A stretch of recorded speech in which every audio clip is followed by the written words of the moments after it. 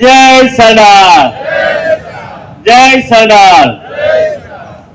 સરદાર સાહેબ નું નામ લે ને એટલે પેલા દીકરો જે બોલતો એટલે હાથના રૂવાટા ઉભા થાય. આ એક એવું નામ છે જેને લેતા સમગ્ર ભારતીયની અંદર એક અલગ કલ્પના ઉભી થાય, અલગ એક જુસ્સો આવે.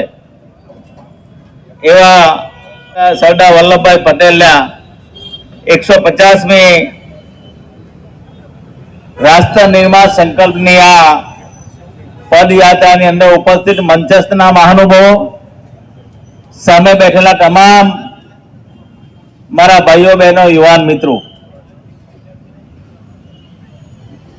એક ભારત શ્રેષ્ઠ ભારત, એક ભારત શ્રેષ્ઠ ભારતના જે રચેતા એવા સરદાર વલ્લભભાઈ પટેલ કે જેમણે